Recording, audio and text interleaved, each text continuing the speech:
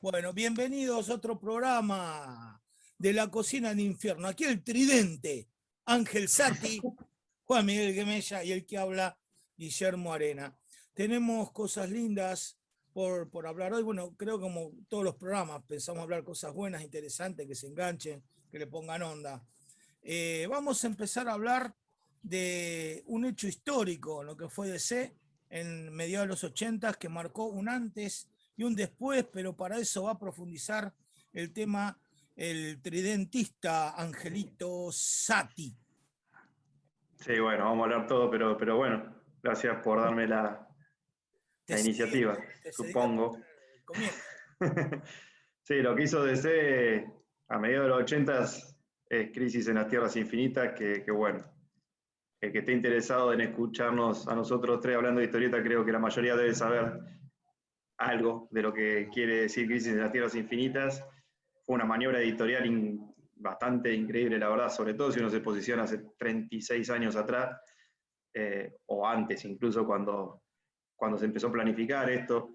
Yo lo destaco en otro nivel incluso, o sea, no hay mucha literatura que hable de universos paralelos, muchas tierras paralelas antes de Crisis en las Tierras Infinitas. Hay un par de libros de ciencia ficción, en DC ya empezaban a meterle onda a lo de las tierras paralelas para explicar el planeamiento editorial que se vino después de los 50, cuando Marvel empezó a tener más fuerzas y DC se tenía que replantear un poco las cosas, inventó personajes, o mejor dicho, reinventó personajes que ya tenía y metió los personajes viejos en un lugar que era la Tierra 2. Dijeron, todo lo viejo va a la Tierra 2 y lo nuevo, en los 60, la línea oficial de historieta, digamos.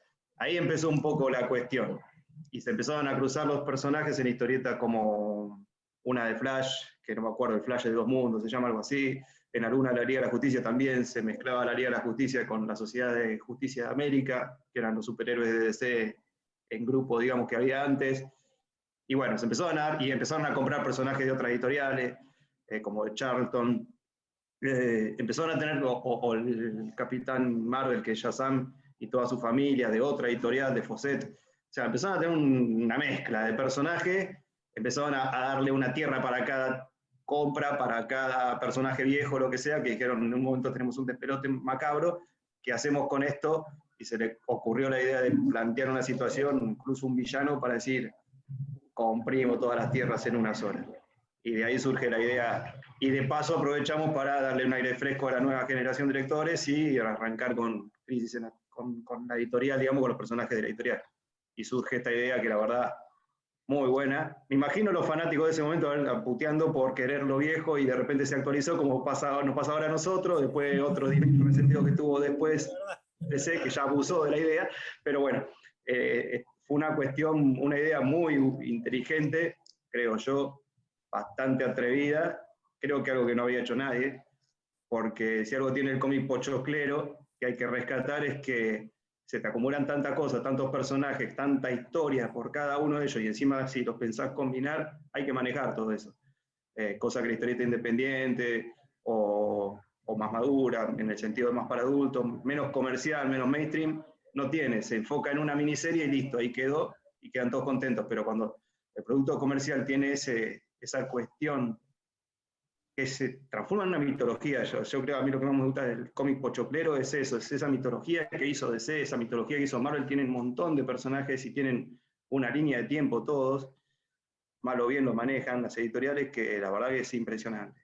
Que los guionistas que tienen que encarar cada personaje tienen que retomar lo anterior, y eso, bueno, la verdad que es un laburo para destacar cuando uno lee una historieta de un personaje que tiene más de 80 años, por ejemplo, que sea todavía fresca. Pero bueno, me fui un poco por las ramas. La Crisis de la Tierra Infinita es eso, es la primera macrosaga, digamos, de DC que envuelve a todos los personajes de la editorial. Y es el primer reseteo, ¿no? Es el primer reseteo importante. Claro.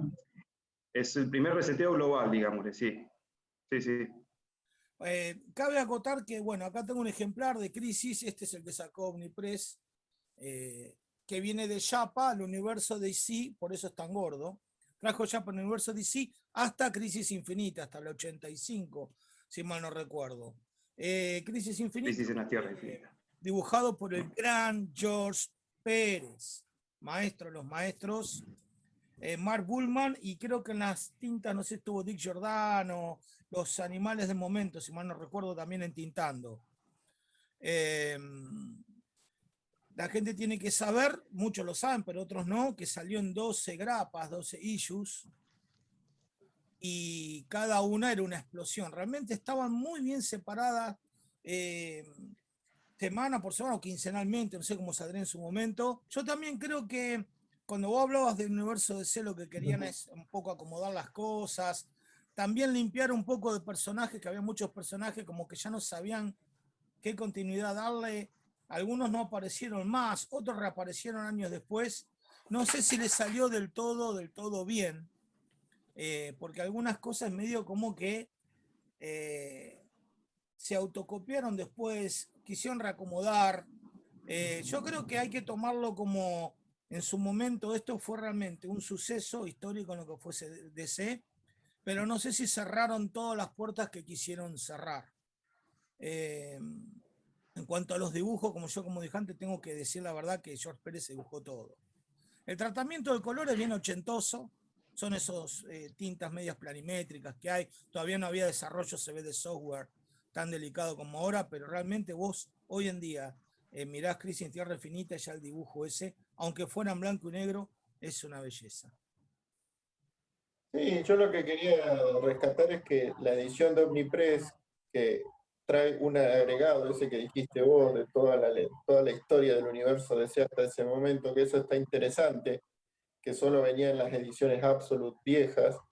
Eso me pareció interesante y me pareció re interesante el juego de cartas que hicieron, esas cartas grandotas con las tapas de las issues, y del otro lado con una información interesante para cada tarjeta sobre personajes y cosas de la historia, que eso me pareció muy bueno por parte de la gente de Omni. La verdad que Sí, se eso estuvo jugaron, bueno porque realmente se jugaron un tomazo terrible, sí, muy bien eso impreso, estuvo la bueno. calidad está realmente excelente, y poner las Mm. 12 grapas con una reseña de lo que pasó en cada capítulo, se podría decir son 12 capítulos, fue una jugada muy buena. Y para cómo son grandes, son cartones bien grandes, bien gruesitos. La gastaron con eso. Realmente, si no, alguno que está mirando el programa, Sí. si no leyó Crisis en Tierra Infinita, bueno, es como un reseteo y es un comienzo de todo, una parte importante por venir el 85, que sigue con un montón de cosas reinteresantes. Después viene otra crisis que fuera cero, después viene Flashpoint, un montón de cosas interesantes, pero no podés leer lo más nuevo eh, o colgarte de algo posterior sin haber leído Crisis en Tierra Infinita. Está muy, muy, muy bien laburado.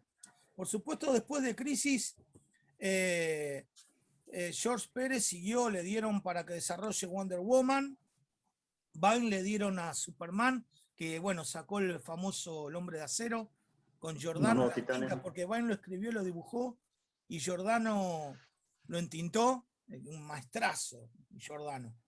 Y bueno, y ahí sigue toda la historia. Ya por venir ya hablaremos en todo eso, pero realmente es un lujo. Ese cómic o esa serie de 12 capítulos son magistrales. Sí, yo creo que es fundamental que, como decía ahí Guille recién, que es bueno, vos también, es el pie inicial de lo que van a ser las macrosagas a posterior.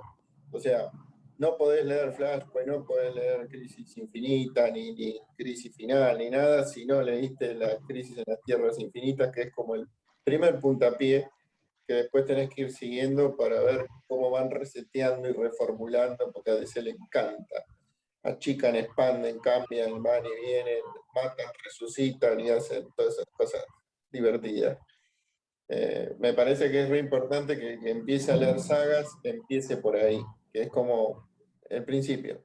después hay un montón de cosas dentro de los relevantes, ¿no? Porque si no, hay antes y después un montón de pequeñas cosas metidas en el medio. Sí, un Eso, montón de pequeñas y no tan pequeñas, hasta llegar nomás a Crisis Infinita, y hasta llegar después a Crisis Final, hay un montón de años sí, sí. y de cosas por medio que son, también hay sucesos históricos por medio. Ni hablar. Sí, sí, eso es verdad. Pero bueno, antes de la crisis en la Tierra Infinita, como que no había mucho. Estaba todo, no existía esto de la macro saga, era como todo bastante que había despegado. sagas pequeñas, breves, hasta ahí nomás, y no había estos crossovers gigantescos donde iba a cambiar todo el universo DC de una manera brutal. Pero bueno, después ya se hizo costumbre, les gustó el sistema y los muchachos se acostumbraron a cada 2x3, ¡pum!, vuela todo por el aire. Sí, ya cuando no saben cómo sacarle el pomo, cómo le exprimen la cáscara y ya se gastó tanto que hasta te mancha la mano, ya cuando ya no ven cómo sacarle más jugo, no da más, bueno muchachos, borrón y cuenta nueva. Y listo, Un botón de reset. Algunos se lo fuman y otros no. Pero sí, sí, ojo igual que antes que la crisis de las Tierras Infinitas, no es que hubo un reseteo global de esa manera, pero decía que antes de la crisis de las Tierras Infinitas, si no hubo un reseteo tan bien organizado de esa manera global de toda la editorial, los personajes de DC empezaron a crecer a fines de los 30, o sea, consideremos el 40, cero, ¿no? En los 40 tuvieron algo de éxito hasta fines de los 40, porque después de la Segunda Guerra Mundial empezó a retomarse de nuevo la historieta, o sobre fin de la Segunda Guerra Mundial, a mediados ya de los 40, la historieta de guerra, metieron a los superhéroes en la guerra y todo, y después de eso viene una época media pacífica que prácticamente se aniquiló la acción de las historietas, y en vez de Superman teníamos la historieta de Luisa y Clark Kent, y la familia,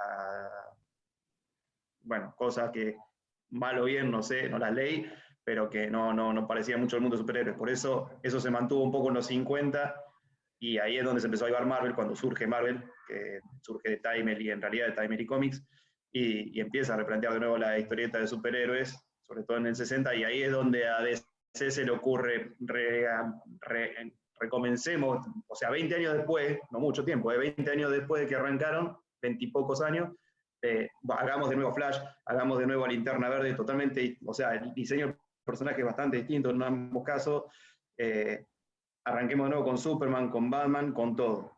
Ahí ya hubo un reinicio, pero no fue un reinicio de todo, sino ahí es donde inventaron el concepto de Tierra 2 para lo viejo, Tierra 1 para lo nuevo.